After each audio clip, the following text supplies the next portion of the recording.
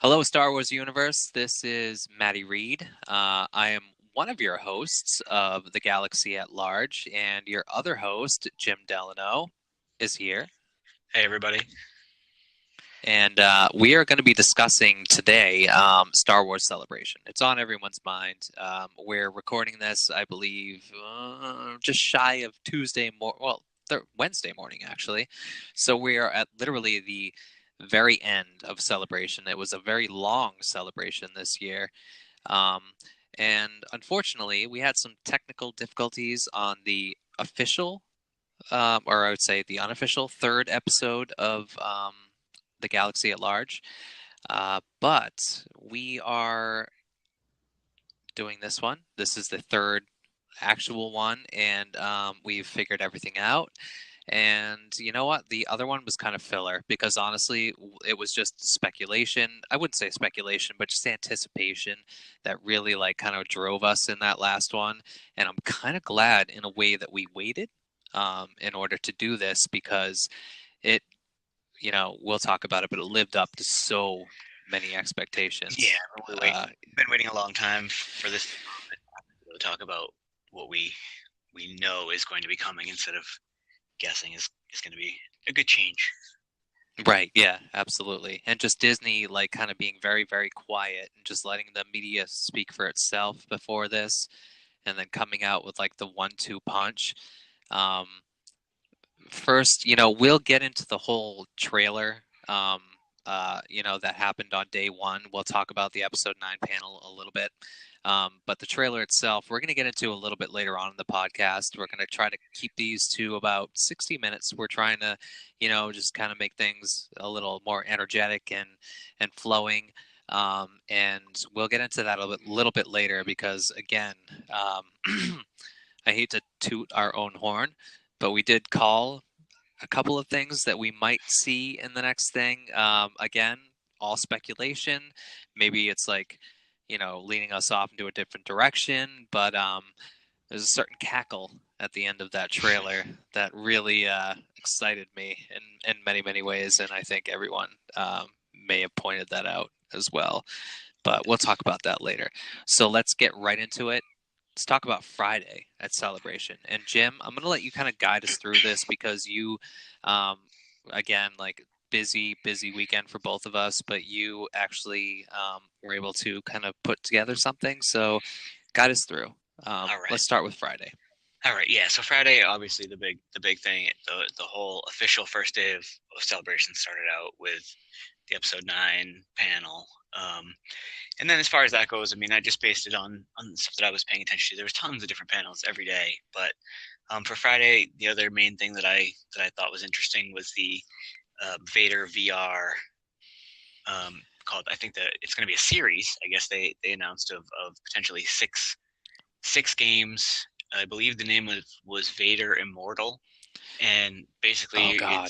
you're going to be spending time with Vader in his castle on Mustafar, doing different things throughout the six series story of virtual reality. So, um, again, I'm I do not a want to talk about how exciting that is for me to hear that because I completely missed the Vader VR panel and you're yeah. blindsiding me with this. And that Vader's Castle, like, honestly, is like my fanboy meltdown. Like, Yeah, if I could it step into it, sounds, yeah. and I guess that's exactly what exploring different areas of the castle that we haven't seen And is that like or through seen. like an iPhone, iPod, or like iPad type thing, Yeah, like so the the virtual VR reality, like the typical? VR goggles, glasses, kind of thing, and the controller, or like the which I So don't have anyone a can lot of do it. experience. Okay.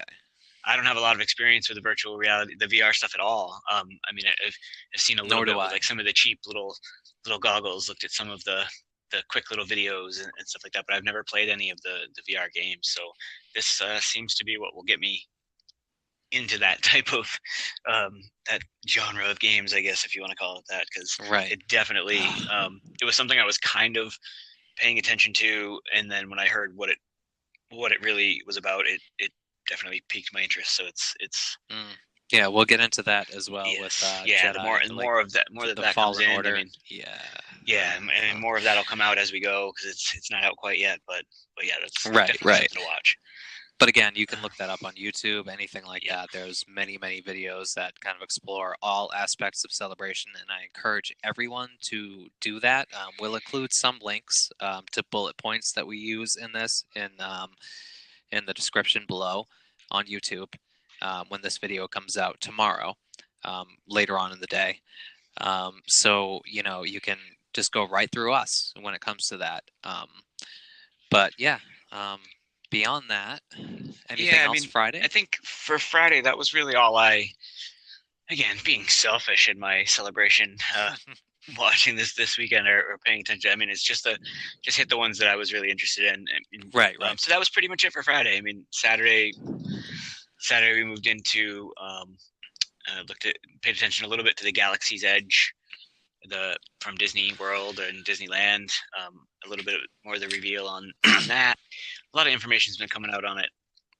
Anyway, Anything, but anything you want to like add to what you yeah, may not have known before, or we may not yeah, have known the before? main thing that I thought was really cool was, and I don't know anybody that's been to Disney recently. I mean, I've been a few times, but the Right. last time I went was the only time that they had the Disney World Experience app that you can have on your phone, which is basically Okay. like a live interactive kind of map through the parks and stuff like that. And it would show you wait times for rides, and it would show you all these different kinds of things right from your phone on the app. Right. So I guess what they're as their goal for Galaxy's Edge is to make it as interactive and immersive as possible.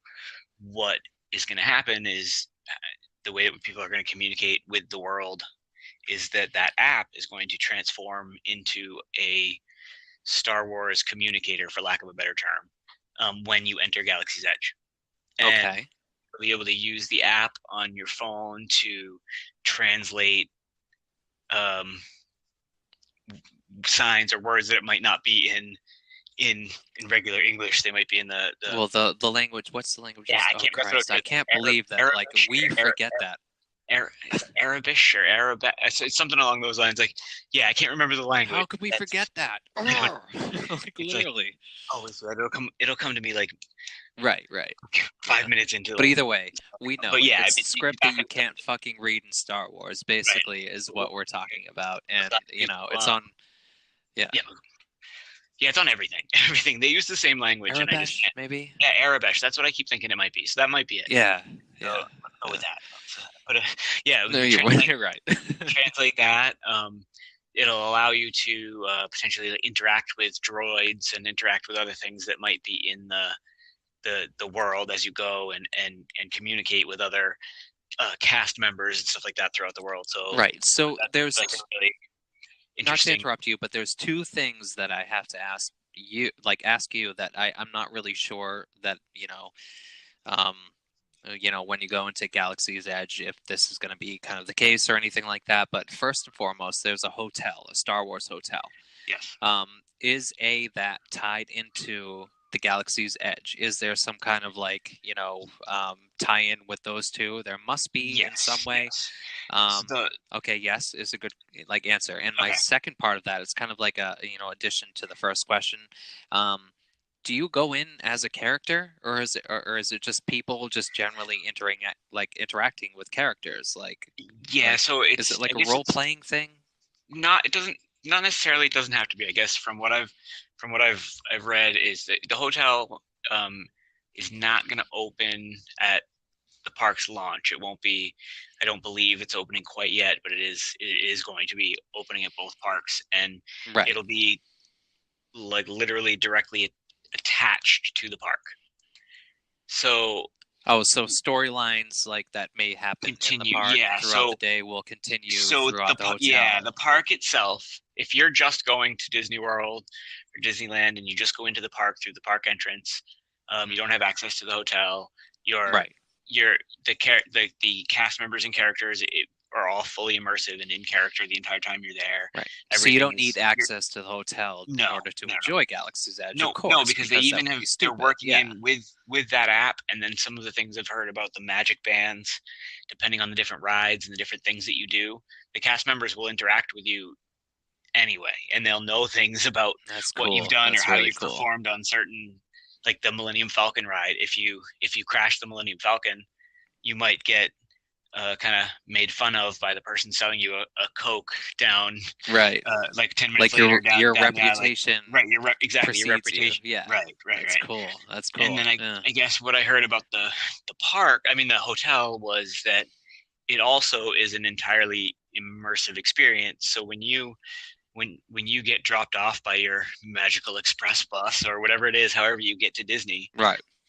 you enter the lobby and you're almost being made to feel like you're boarding a ship leaving to another place. So when you fully get into the hotel, you're in another a Star Right. Wars The world. coolest thing is, I think I added to our last podcast on YouTube. If you want to look it up, anyone who's listening to this, I added some art, and it seems almost torn directly out of like a Ralph McQuarrie painting. Yes. Like, Yeah. it's not particularly Star Wars, but you know that you're in space when you get Yes. into that hotel. Like you're not in Florida.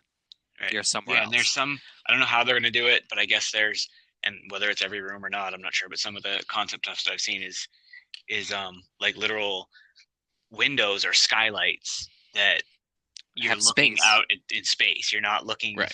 at the actual sky, like that kind of stuff, and but make it look like it's real, like that kind of. But it's a fully immersive. Like there, like you said before, there will be storylines that potentially could follow you from the park back to the hotel Right. if you're staying there for 2-3 nights or whatever as part of a just staying at. I mean, you could literally spend the entire time in Galaxy's Edge and the hotel, never leave, and live 3 days like you were literally a character in Star Wars. You know what I mean? Right. That You know kind of what? thing. Honestly, my dream is to be in my room, like maybe possibly ordering like room service or something like that, and then all of a sudden hear like a regiment of stormtroopers walk by. Right, right. You know what I mean? Like Yeah. something like that, where it's Barge just kind of into a like, all room right, and well, start ripping somebody out to like arrest them or something like that, like I just to be certainly part hope of the show. not.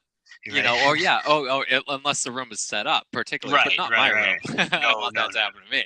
definitely not. Hell knows what's going to be happening in my room at that point. But either way, But yeah, that would be really cool to like, take away a rebel or something like that, or Right. just, just some kind of weird scene. Like, I mean, that's what I've always wanted. I think that's what all of our, like, all Star Wars fans kind of Yeah, want. Like, at least the fanboys in all of us, or I girls. think that seems to be what their objective is with this thing. So they open And up let us, soon, so we'll right. see. And let us also mention that it's very pricey to be there. Yes. But again, if you're a true fan, and honestly, I cannot see myself dying peacefully without, like, as part of my bucket list, spending a night or two in that hotel. You know what I mean? I would agree. It's Oh an yeah. attempt to go to the park. As much as it pains me to say it, it'll be a couple years before I even attempt it because it's gonna be. But that's not a bad thing. You know what I mean? Like there's certain kinks that need to be worked out, and Disney, if anything, has proven themselves to be a long-term company. Right. Oh yeah. And they have plans for Lucasfilm. We've talked about this before, and I mean, I don't know. Again, like maybe we weren't quite so encouraged before Friday about certain things that Disney, certain directions that they're going in. But after this celebration, maybe this is just a big PR campaign. Like the cynicist in me wants to kind of believe that, but for the most part, like I'm so fucking encouraged and ready to believe, like in so many ways. I've always wanted to and hoped, and it made me. I went in with low expectations just because I didn't want to be underwhelmed, and I think that they pretty much, again, the things that I do, the things that I was interested in, they nailed every one of them, or they seem to have. So right. This is pretty good. And the other thing for Saturday, the big thing for me on Saturday was the Jedi Fallen Order panel. Oh, it was great. It was great. That was something I'm really looking forward to, and just the speculation about it I was looking forward to, and now it's again But something now we know it's I, not Kanan. It's not yeah, I anyone. put in Saturday night. I put my pre-order in online to pre-order to buy the game. Like as soon as I saw the trailer, as soon as I saw the Well, thing. yeah, you know what? You're falling behind, my friend, because you need to let me know so that I can pre-order that too. I hope I'm sure Oh there's still an opportunity to, but you know. yeah, it's, not until the release date will be November 15th. Okay. So there, yeah, plenty of time, plenty of time. Okay, good. All right. Well, I will get my pre-order in too because, Yeah, it was incredible. I The need it. trailer. I mean, again, you can go on YouTube or go on whatever site you choose. It's everywhere out there as far as being able to watch the trailer for Fallen Order. But And did you write down the three rules? I I hope. did write down the three rules. I Yes, knew yeah. you did. So I knew yeah, it. so So let's bring us through that. Yeah. yeah, so the three rules basically, in a nutshell, as we knew that the story is going to base around a former Padawan who survived Order 66 Right. and is trying to live life as a normal, everyday person trying to avoid being caught by the Empire. Right. His name's Cal Kestis. No, I'm not 100% sure on the Cal Castus. They love to reuse names, man. Yeah, so Ah. I guess that's and he's got a droid, a companion, as every Star Wars. It's so reminiscent of um you know uh God Versio. What's her name? Yes, yeah. Like Uh, Iden Versio from Battlefront. yes, exactly. Yeah, Iden Versio. Yes. Yes. Yeah. yes. And I guess what they say about his droid, which makes it a little bit more interesting, is multiple times they stressed that he's not just a droid; they're equals, they're partners in their relationship. Like they're so. I mean, I'm sure there'll be more. It's so interesting how To Star that. Wars is taking droids and really humanizing them Yes, yeah, in so many ways. And we saw that with L7 and yeah. like Solo. That And was it was really definitely truly the yeah. beginning of it. I think. Yeah. So basically, what happens quickly is he's working currently as a Imperial wrecker. So he's destroying old Clone Wars era ships and stuff for the Empire to That's kind of so break them cool. down, reuse the stuff, the metal and all that kind of stuff to build new. He's like a little Wally Right. for the new Star Wars universe. Right. Nice. Yeah. So he so as part of their working, there's an accident at the place that they're working, and Cal and one of his coworkers are on a piece of equipment that starts to fall, and his partner that's working with him falls off and starts falling, ultimately to his death. Right. Down thing, and However, yeah, he against his better judgment, reaches out in the Force and saves his friend or coworker, and obviously that alerts the Empire, who he works right. for. Right. He is Force sensitive and potentially may have been a Jedi. So from that point on, his three rules to survive are don't stand out, accept the past, and trust no one. So he basically lives his life hiding. They're after him. They know of him. They're actively seeking him from that point forward. And I guess the story of the game is to escape the Empire, and then see what kind of mysteries we come up on. The one thing that I took away from, and I think it was about a 2-minute trailer, just about. But the one thing that I took away from it, and I really want to go back into the comics themselves to discover this, but there certainly was somebody hunting him that seemed very inquisitorious. Yes. So it might be an inquisitor that we have been introduced to in the comic series.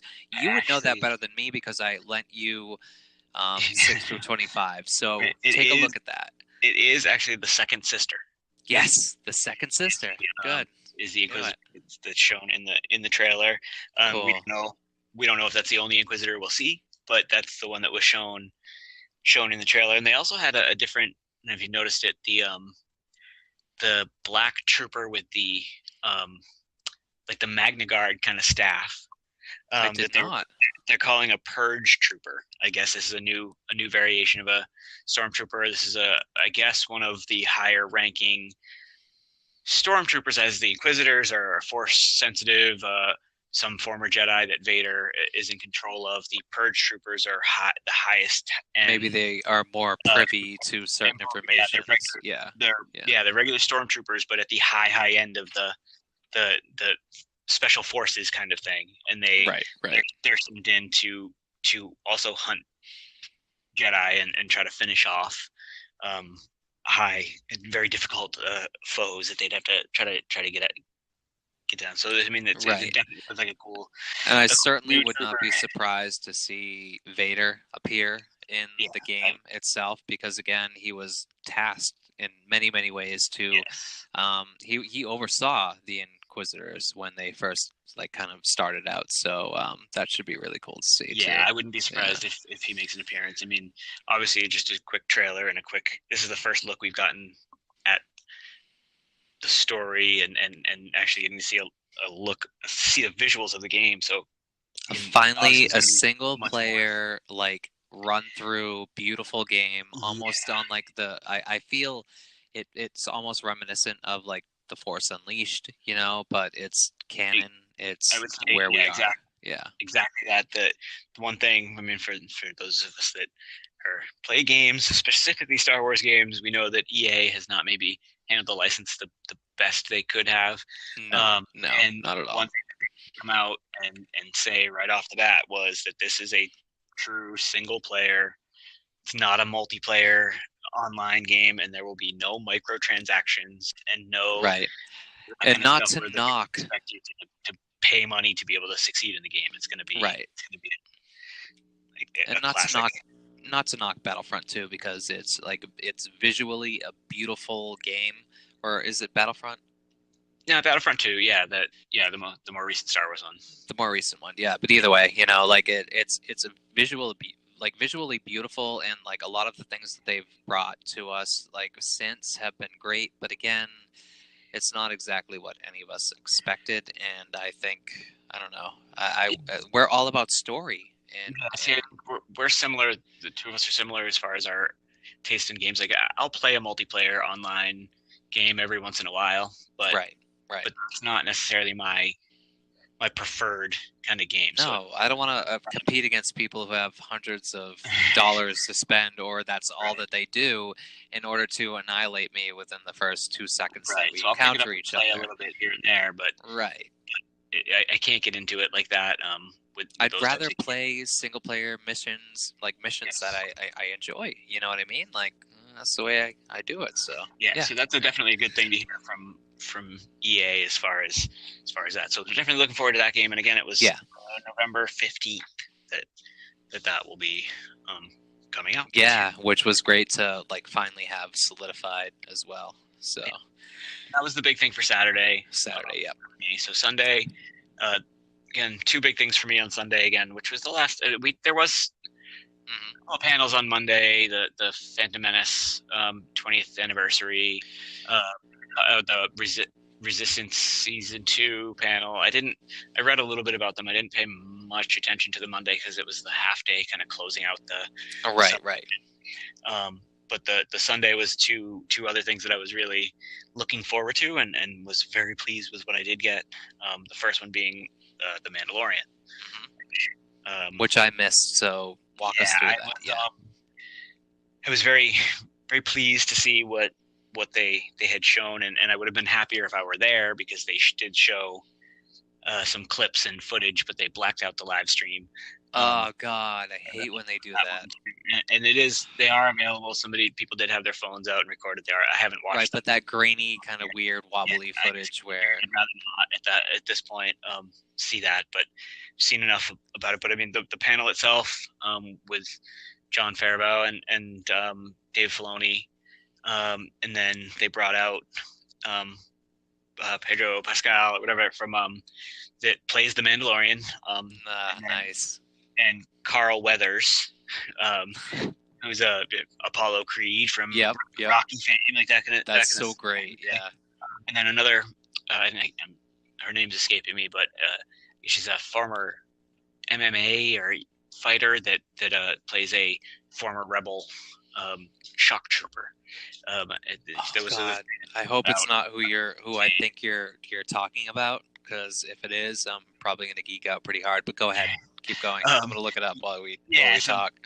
basically, I mean, it just actually gave us a little bit of a rundown on no details at all about what the story is. But I mean, I think, again, for me, the biggest thing I took away from this one was the fact that that the people that are making the show are huge fans, and they're trying to be very, very faithful to the way that things were made back in the day. So I mean, Right. you used a lot of models and puppets and that kind of stuff for a lot of the things. So it gives you that kind of A New Hope kind of feel. Although it does take place 5 years after Return of the Jedi.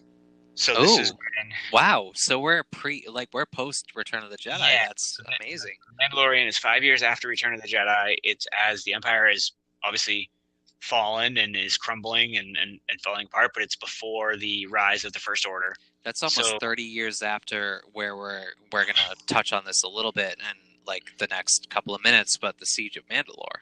Right. Yeah. Right. Yeah. It's we don't know if he's going to be, I mean, in any way related to any of the Mandalorians. We already know kind of thing, but it's 5 years after that, and Carl Weathers' character apparently is the head of a bounty hunters guild. Oh. And he is hired by someone that obviously they kept very secret to find an item that is very valuable, and that's basically the details that they gave on that. So he ends up hiring the Mandalorian for the job or selecting him for the job to go find this very valuable item for this secret person, and that's basically how the show kind of kicks off, I guess. And I mean, there is going to be Tatooine is going to be it's the main place. So I think that the Carl Weathers character, his bounty hunters guild is on Tatooine, so theoretically taking the place of Jabba. Oh my God. Is killed. You know what I mean? No, it's really amazing, because again, like, if we point back to it, and I wish that people had been able to hear our last podcast, we talked about how after Boba Fett was swallowed by the Sarlacc, supposedly, and somehow his armor was ejected, and chances are both Boba and his armor somehow got out of there. But either way, it was picked up by a person who called himself the sheriff of a place called, I think it was Freetown, where people were not governed by the Hutts. People were not governed by Tusken Raiders. They were a free group of people who were they weren't slaves. They weren't moisture farmers. They weren't anything. But basically, like, this man, the sheriff, found this armor and has been fighting factions for like a long time. Certain factions, almost like the Black Sun, but not particularly them. Again, you can read it all in The Empire's End, or the whole that whole series of the Aftermath novels. But it's just interesting to point out that this all happens on Tatooine, and Mandalorians are now back on Tatooine in some way, shape, or form. Yeah, and also Gina Carano is the yes, yeah, and she is a former MMA fighter and a very beautiful woman. So she and I guess she's a former rebel shock trooper that is having a hard time adjusting to life so cool. after war and that kind of thing, and she ends up working with the Mandalorian, who is, as at this point, only known as the Mandalorian. His name, no name whatsoever. No name as of now. So I don't know if that was a point also. So I don't know if that's even something we're going to find out right away in the series. I'm not sure how that's gonna work, but they were very clear to point out that he was nameless, and the Mandalorian is right. So, and we found out his ship's name is the Razor Crest. So that's kind of that's kind of cool. Yeah, right. I didn't see what it looks like or any of that kind of stuff, but they did say that what I did read said it looks nothing like Slave One, which is a most popular Mandalorian or ship that they. We're supposed to believe that Jango Fett was not particularly a Mandalorian. He might have been, but Boba certainly wasn't. He was not trained in the Mandalorian ways. Like, he just took on the armor. Right. If Django was officially from Mandalore, then Boba being a direct clone of him, he would be, but again, never Boba, very likely at that point, never having even been to Mandalore. I mean, he probably spent his whole life on Camino at that point. I would assume, but yeah, so that's more. Hopefully, we find out more between the Clone Wars, which would be the next big thing for Sunday, and the Scourge of Malachor. Oh, before we go on to that, I just want to mention one thing to people out there who might be listening to this who are like a bit of a film buffs. Werner Herzog, Yes. who is a very famous director, is somehow cast in The Mandalorian. So I can't kind of wait to see that. But okay, let's go on to actually a lot of people that will recognize. I mean, say Nick Nolte has a role in it. Right? Yeah. There's other names that you would. I mean, either I didn't remember, or I wasn't aware that Carl Weathers plays a pretty big role.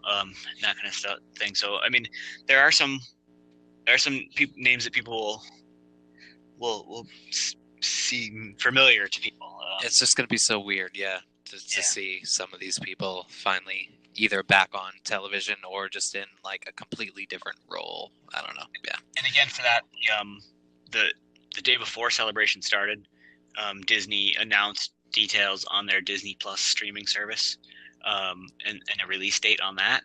Okay. And announced, which is November 12th of this year. And The Mandalorian will be available on the day of launch for Disney Plus. And again, if like you're not a big fan of Disney as a whole, if you're a Star Wars fan, that's gonna be an essential thing. It's gonna be your Netflix, your Hulu, your whatever. Just to touch on it, not that I'm a Disney salesperson, but by any means, but in paying a little bit of attention of what they did announce about the service, they announced the price of $6.99 a month, which is a very good price. That's a steal compared to they're going to be offering.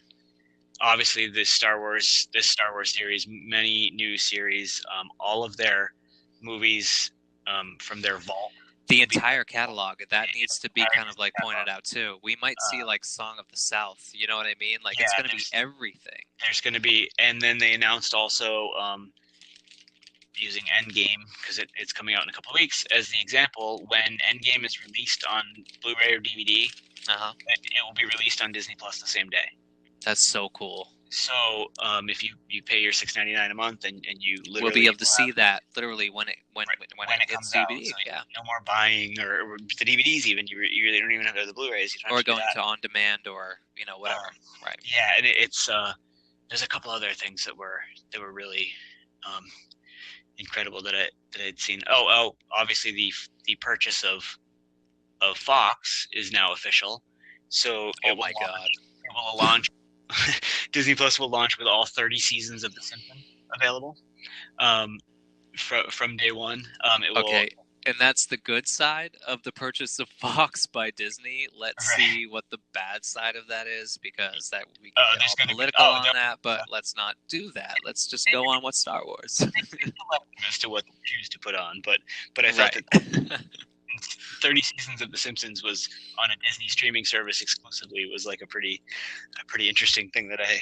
It's a hell of an incentive for your $6.99 a month. I mean, right. Yeah, it seems like a great price. So I mean, and again, they've already announced Marvel, like other Marvel series. They've announced this series, right? And that could lead to.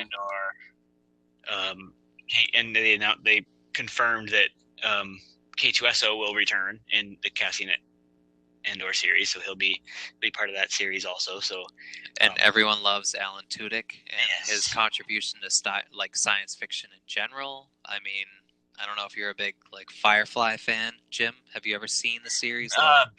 A little bit, not enough to speak on it. Not to bring us off topic, but again, I will introduce you to that, and I recommend that anyone watches the Firefly one season. Literally, it will take you half a day to watch the entire series, but it's brilliant. And I believe maybe I should not put my foot in my mouth, but is that a J.J. Abrams series? I believe it might be. No, it's Joss Whedon. Joss Whedon. Yeah, never mind. Good. I'm glad I caught myself because I don't want that shit on my conscience. But anyway, okay. So let's go on to the Clone Wars because we're trying to keep this under 60 minutes, and we have to at least keep about 20 to talk about the trailer because I'm fucking psyched about it. So yeah. Yeah, I mean, the Clone Wars, I think is, other than the anticipation, I mean, I think that it's pretty quick. The information that they did reveal is pretty quick. I mean, it's going to be 12 episodes. A couple of clips that they showed us. Yep. Which is cool. A trailer for the season. So, obviously, you get a battle with Maul and Ahsoka. And I thought Maul's line in the trailer was great. Where he's like, "I was expecting Kenobi. What are you? Right. Why are you here?" Or something like that. Was pretty cool. It's just more filler between Rebels and I loved how Dave Filoni and Ashley Eckstein and everyone, you know, they really kind of like they were like the whole promotion of that was almost like, okay, here's the gap between with the Ahsoka novel and stuff like that. Ahsoka is now away from the temple. She's trying to survive on, and I love the pop that they got when they mentioned 1313, the level. I love the fact that we're going to go into that whole thing too, because we got kind of robbed of the 1313 series. So it's just like I recommend that anyone look up that entire panel and watch the whole thing through and through, because again, it wasn't very long, but it was definitely worth. I think it was 45 minutes. I think the whole entire thing. It didn't seem like it was. It didn't even seem like it was that long to me. But really, yeah, I don't know. Yeah, but yeah, it was good. I mean, any fans, but the 1313 thing I thought was cool. The one thing I thought was kind of interesting, again, just part of it, was where they were implying that they had to change the characters. Yeah, she was with. I know that at some point in this time frame, she was working with Ventress.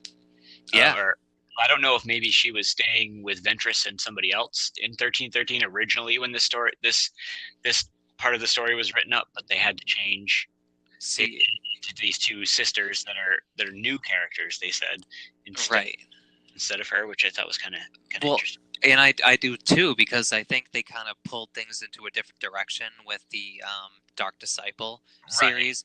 Maybe they didn't see themselves finishing off the Clone Wars series, so they kind of reinvented that whole thing. Disciples was a unfinished Clone Wars arc. Exactly.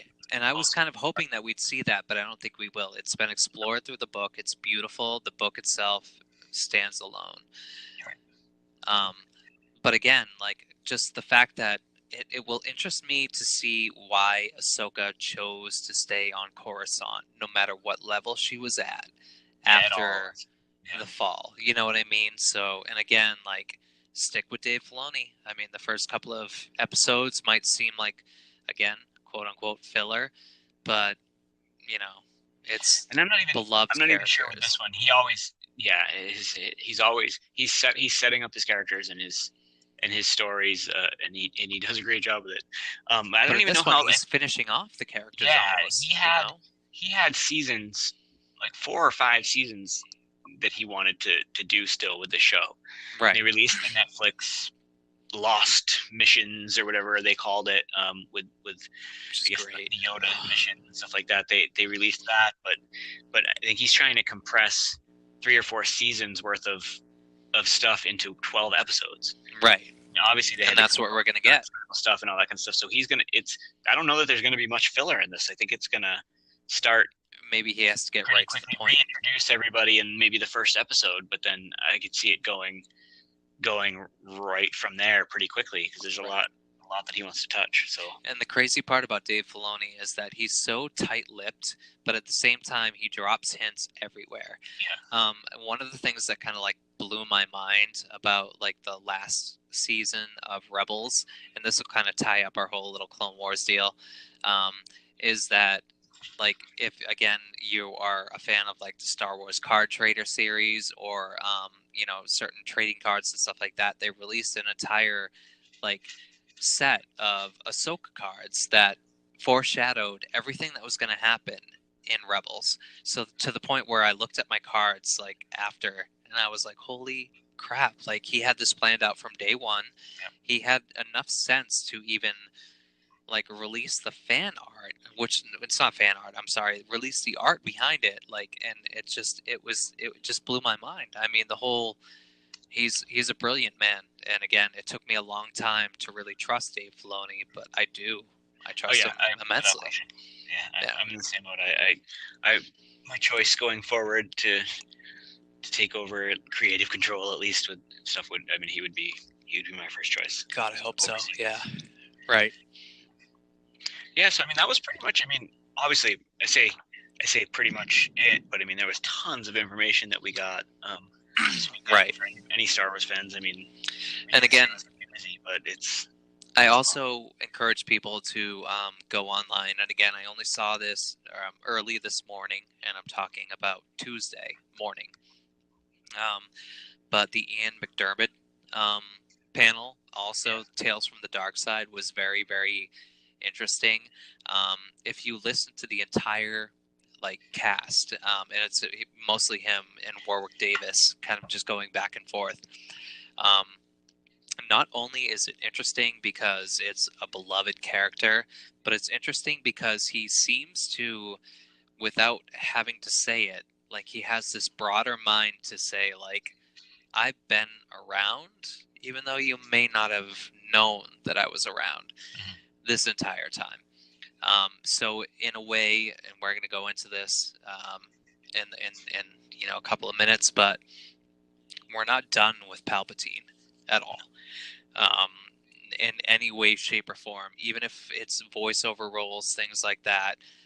In the next movie, he seems to be like JJ's kind of ace in the sleeve when it comes to certain things, and I fucking love every panel that I get to see him on and hear his thoughts about the Emperor and stuff like that. And there are two moments, and again, if you want to comment below or send us an email at thegalaxyatlarge@gmail.com, or just tweet us. If you might have seen two moments within that panel where it kind of foreshadowed his appearances in episode 9, let us know, because I thought that. I kind of got that vibe. So, all right, let's go on to. Yeah, so I mean, anything else we have to really go to I think that's celebration? Really okay. Celebration stuff. I mean, other than the big one, I mean, what everybody was waiting for was trailer time. Panel. Finally get the title. And the trailer. So I mean, I want to start with just going through the trailer, or if there's anything as far as the panel. I did not watch the entire panel. I did see I've watched the trailer a million times. Nor did I. And I don't really care too much about the panel itself. The trailer is what I want to see. Yeah. So, I mean, I don't have anything bad to say about it. I mean, nothing. Yeah. I mean, I thought it was great. I mean, it touched everywhere I think it needed to without going. It had the feel. Yeah, the feel of the prequels to it in a certain sense, like just Rey in the desert breathing. Regardless of what desert it was, I truly think it might be like Jakku, not Tatooine. Yeah, I think Jakku possibly also.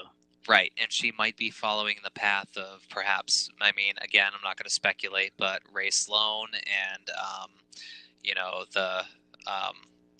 just either way, like she might be kind of heading her way to the observatory on Jakku. But either way, yeah. I mean, ultimately, I mean, throughout the discussion of the movie itself, I mean, I know they said that it's going to be a team mission. I mean, this is something that they're all. Yes, everyone's joining together. C-3PO, Poe. Same mission. So they're going to be going, and they're going to be on multiple worlds, and they're going to be there's just a little bit of information that was released. So I mean, I think that the observatory type thing is definitely a strong possibility. And there was another, again at the end of the trailer, a scene apparently where she's holding a backpack or a bag of some sort.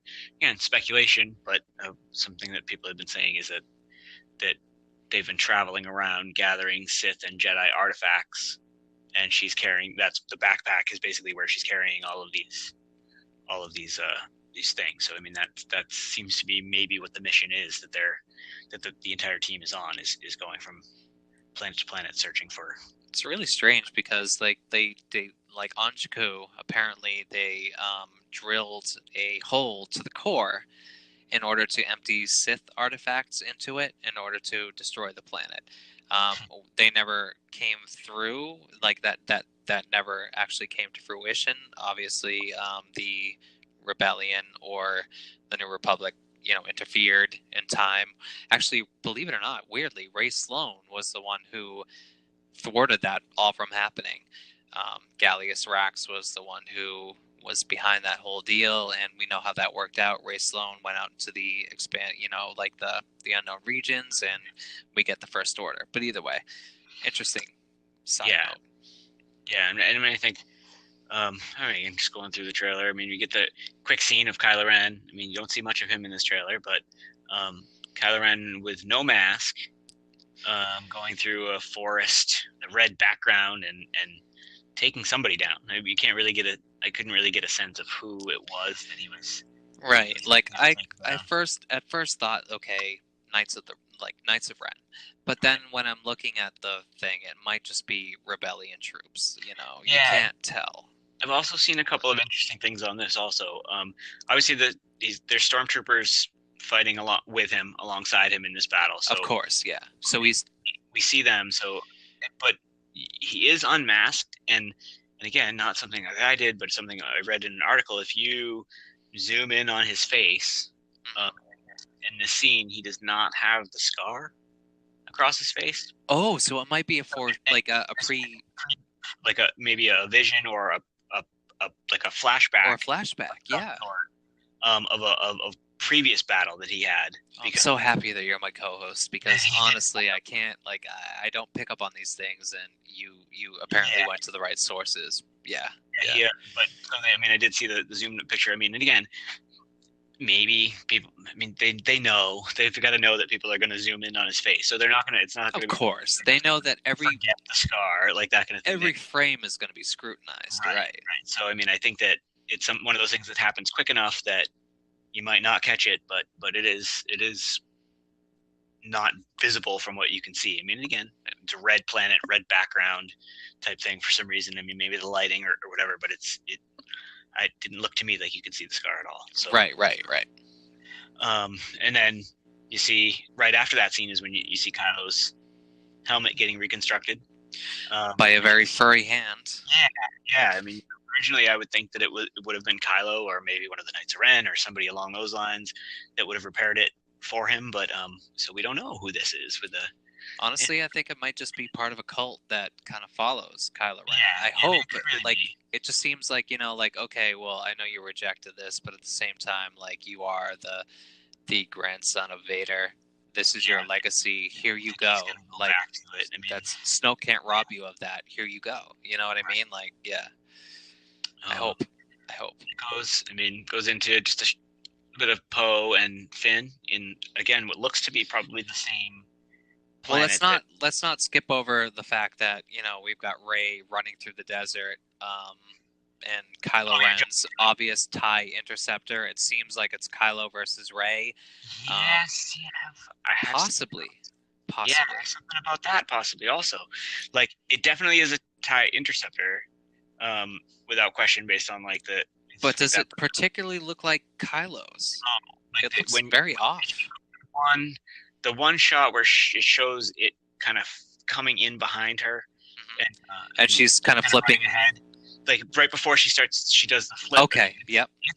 It's has the round cockpit, and that a classic TIE fighter would have, and it's got red edgings around a lot of the things which Kylo's did not have. Now I see what you're saying. Yeah, I'm watching it right now. Yeah, it could be someone else and clever editing. Yeah, I mean, it initially did very much. First time I watched it, I was like, oh yeah, so it's Kylo's ship, and then after again watching it a million times, I noticed that it very similar wing structure, because I think that took the silencer or whatever and used that ship as a kind of And a big. again, okay, so yeah, and I thank you for pointing that out, because honestly, again, I didn't notice that at first, but now that I look at it, again, it might be just clever editing. Um, Yeah. so we go on to the point that I think you were trying to say. The very next scene that we see, if you pause it very quickly, is Chewbacca, R2D2, C3PO, Poe, Finn, and Rey. And apparently, from what they're showing in the trailer, they're walking across a field and they see the wreckage of the fucking Death Star. It may be Death Star 1, it might be Death Star 2, who the hell knows? But either way, they're all standing there in front of the wreckage of the Death Star. Yeah, it's Which yeah, makes definitely. me just fucking almost geek out right away. Right. And you can't tell, obviously, like, as you said, that which Death Star it is. I guess it would depend on. There's obviously only two possibilities. It would also depend on. Depending on what planet they're on.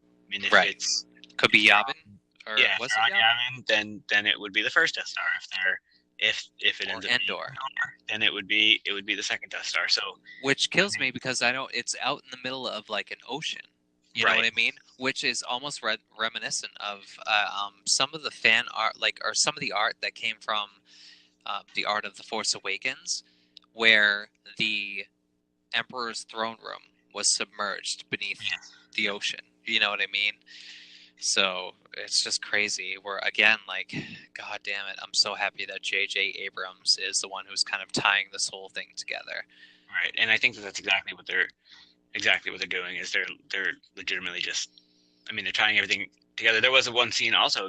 Tying things together is that there was a scene, a quick shot earlier that had what appeared to be Leia's hands, Yeah. um, holding the Medal of Bravery. That Yep. was the same medal that she had awarded to Luke and Han. To Luke and Han, and obviously not Chewbacca, unfortunately, because Wookiees were persecuted back then, apparently. So, no, I'm kidding. Something along the lines that he did get one. It just wasn't shown right. Yeah. There was something along the lines of some reason why he wasn't shown with it, but he was awarded one also. But yeah. So whether it's Luke's or whether it's Han's, we don't really know because Right.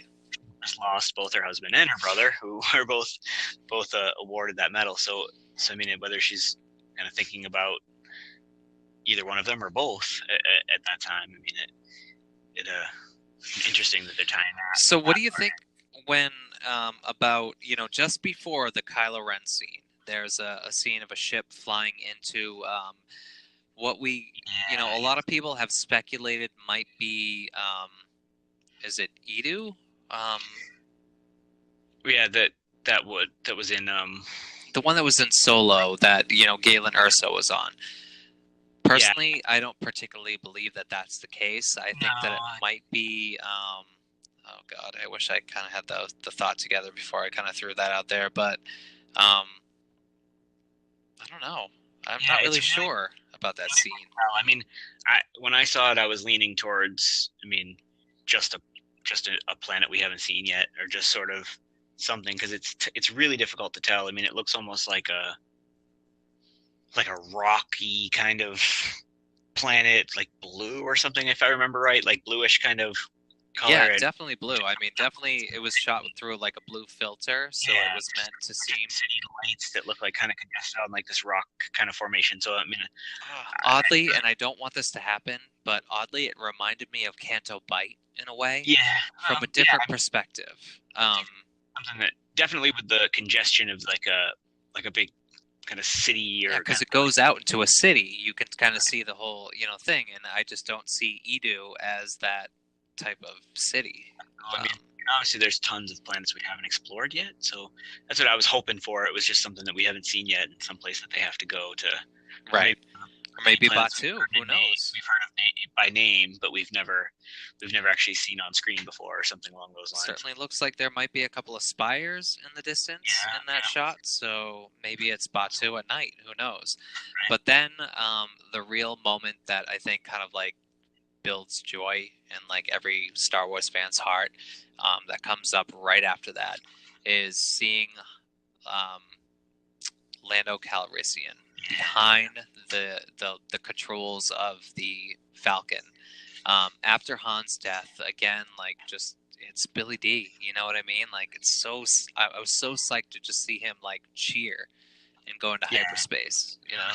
Yeah, see him and Chewie kind of in hyperspace, and it looks like he's wearing, if not the same his shirt, typical like blue, very similar shirt, the yellow and black one oh my god, from Donald Bespin. Glover. Yeah. Sorry, I like completely drew a blank on his name, but in Solo, Yeah, Donald Glover as Lando's wearing that same white and black type shirt. So it's either a very similar shirt or the same one that he was wearing. He must have been pumped to be like, all right, you know, like, okay, it just ties everything together so well. Oh God, great. Yeah, it's full circle, like full circle whatever, full circle. Oh God, full circle for Lando to finally like just be, you know, this is my baby, this is my ship, and I'm here with Chewbacca. It's fucking amazing. It's good stuff. I would be really surprised if we don't get at least a nod to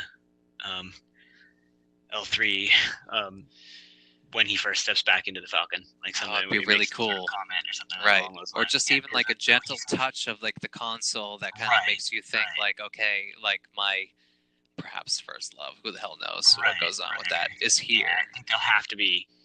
I mean, because that's again, they're working hard to kind of the cohesiveness of everything. So I mean, just like they worked Han's dice in that movie and into The Last Jedi with Luke and Leia. I mean, I think that they'll do something along those lines with Lando. And then we've got one of the most puzzling scenes of the entire trailer, which is like it almost looks like a couple of ships kind of like careening through moisture farms, or something like that. It was very reminiscent of like a pod race. In the very next scene, just before we see them start to repair Kylo Ren's helmet. It's a very small little tidbit. I'm not even going to go into that, like honestly, because you know we're almost 60 minutes into this anyway. But very interesting. I haven't looked anything up on anyone's speculation about that, but I can't wait to see what it is. So yeah, the only thing I could see maybe, and it was really quick, was it looked almost like, I mean, they show a quick shot of Poe piloting like a speeder, like a little skiff thing or whatever in desert right after that, and it almost looks like a rocket trooper or something along those lines, like kind of coming out of like a cloud of dust. Oh, I like that. Yeah. But I can't. Again, I can't. It happens really quickly, so I'm not 100% sure on that. Right, and then we get a quick shot of Leia, of course, like you said, caressing that weird, you know, little, I don't know what it seems to be Leia. Yeah, I mean, I think it's whether it is or isn't. I think that the hands. I mean, I think obviously it wasn't Carrie Fisher unless that scene was filmed for The Force Awakens or right, but they seem to be old hands caressing this weird metal. Yeah. It's not, I think the Medal of Bravery, I think it was that they had. So I mean, again, that'll be a little bit of history on that. And then we see Leia hugging Rey yet again. You know, and then our heroes looking at the Death Star. Again, we kind of backtracked on that, and then right beyond that, we get the cackle. Yeah, and I think it's important to kind of set up. I mean, not a lot of dialogue in the trailer at all, except for Luke, basically saying no one is ever gone.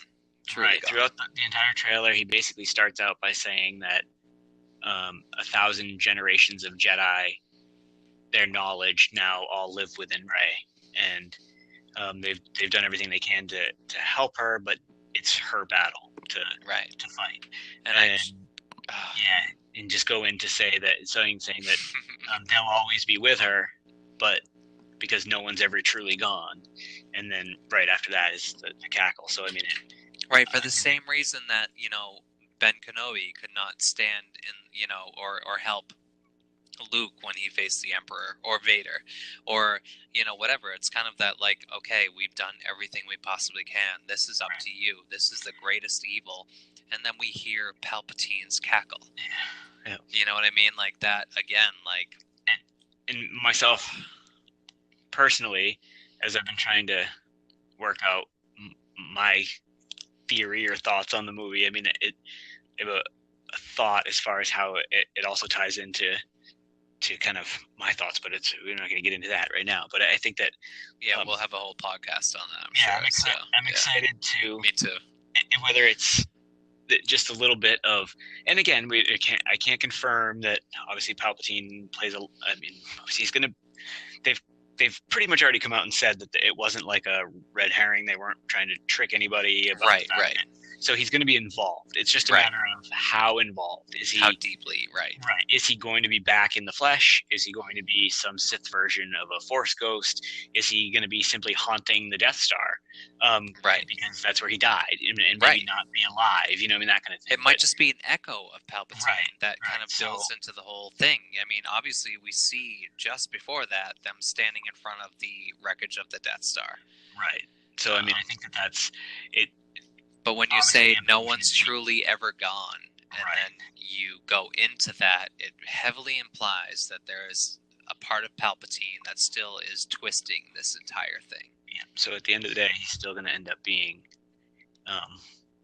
you can't see any way around it, that he's going to end up being the big bad of the entire saga. Right, unless they want to just swerve it all around and somehow blindside us with something. But that's not, I don't think that's JJ's way, honestly. No. Like, I really think that he just kind of wants to tease you, get your ass in that seat, and then here's what you get. Bang. And I don't even know if we've mentioned, been about like a little over an hour, I don't know if we've mentioned the title. Oh, no, we have not. Throughout this whole thing, so... I mean, I don't know. I will let you do that, sir. All right. So after that, we see after the cackle, we see the blue Star Wars logo kind of rise, and the title revealed as the Rise of Skywalker. The Rise of Skywalker. When you're supposed to be ending a saga. Yeah. Yes. So I initially what does that fucking mean? Unless it's Rey. I have a couple of ideas on that, but it took me half a second to really actually like it. I initially saw it was like got a half a second of questioning, and then I was like, yeah, all right, I like it. And since then, I've actually really I've been waiting to hear what you think about this. Yeah, I really like the title because there's so many interesting possibilities. I mean, the way that I look at it is there's really only three that really makes sense to me. Is that it has to do with the redemption of Kylo Ren. Yep. Because it's still the bloodline of Skywalker. Right. It has to do with the fact that Rey was not really nobody's, and she is in fact a Skywalker. Right. So it would be her name and her lineage. But the one that I've can't take full credit for it, but that I actually like the most is that in the future, as they go forward after this movie, where the gray and the lines of Jedi and Sith, and she's going to be restarting an order, that potentially the new order may be the Skywalkers, or the Skywalker. Oh, so there's no longer a Jedi. There's no longer a Jedi. There's going to be referred to as Skywalker. So if you've got the Force and you use it, that kind of thing, you'll be referred to as a Skywalker. You know what? Let's end. Go ahead with whatever thought you have to do, but let's end that on that, because again, you kind of just twisted and blew my mind a little bit, because there are certain things that I've picked up in the books that the legend of the Skywalker has sort of been embellished and pushed to the forefront. Like, almost not that Luke is a person, but that Luke is an idea. You know what I mean? Like, and he kind of, oh God, you blew my mind. So yeah, so that's what I'm kind of going with that. I'm stringing the Skywalkers, right? Well, like, maybe it's not the end of the Skywalker. You know, it could be the end of the Skywalker saga. End of the Skywalker lineage. I think that, and again, if my predictions go, it will be the end of the Skywalker saga, because Kylo, Leia, and Palpatine will all be dead. Right. Luke's already dead. It's there will the be end no of the Sith. It's the end of the Jedi. It's the Sith, end of the Jedi. End of the Skywalker lineage bloodline. So that will be the end of all of the saga movies. going forward But in the the future. idea of the Skywalker, this person who you know is a part of both the land and space, who is part of, like, came from a desert planet and it just became this bigger idea, who like embraces both the light and the dark and finds a balance between, could be a Skywalker. Yes. Yes. I like that. I like that idea. And I'm going to look for little bits and pieces of that throughout the next week, and in order to, this next, it gets better, better every week. So let's see what this turns out to. Yeah. Yeah. It'll be definitely something we can explore. Like I said, we talked about it, I think, on our first podcast about where I was going with my thoughts on Palpatine getting involved. Right. At all. So now that that's kind of been confirmed, obviously I've been kind of reshaping and thinking a little bit more about my thoughts too. So it's definitely something I'd like to talk about in a future episode. Yeah, absolutely. We will. I think in one of the very next few episodes, I would think. So yeah, thank you everyone for listening this week. Again, you can find us at anchor.fm/the galaxy at large. You can contact us at Twitter. Jim, what's the handle? Galaxy at large? Yeah, at Galaxy at Large. At Galaxy at large. Okay. You can also contact us at thegalaxyatlarge@gmail.com with any questions, and this will be on YouTube as soon as you hear it on YouTube, which will probably be, some point tomorrow, later on in the day, because I work and I'll be the one doing the editing, and I'm going to try to do something a little bit more innovative and a little bit better than we did last week on the editing. We're learning things every week, so stick with us. It's been a pleasure. And as far as the comments and the email stuff, if anything anybody wants to know or hear or wants us to kind of talk about, we'd love to, as we're learning, we'd love to be able to kind of support. Right, it's all about you. What everybody wants to hear. I mean, if there's anything out there specifically, just let us know. Exactly. And you know what? We're at a point in this podcast where I'm sure if you're listening to us, you see the small amount of views and small amount of listens that we get. But honestly, that's an opportunity for you to reach out to us, because we can personally address you. And literally, at this point, before we're hopefully one day a little bit bigger, we can address you as a person. And we can reach out to you, and we can discuss your ideas as well. That's ultimately what we want to do. So, yeah, perfect. Yeah, good little tidbit there. Yeah. All right, so yeah, let's wrap it up for this week. Thank you, everyone. Thank you, Jim, of course. Thank you. And talk soon, I'm sure. Of course we will. So yeah, thank you, everyone, and have a good week. We'll see you in a couple of days. We never know when we'll see you, but we'll see you pretty darn soon. So, good night.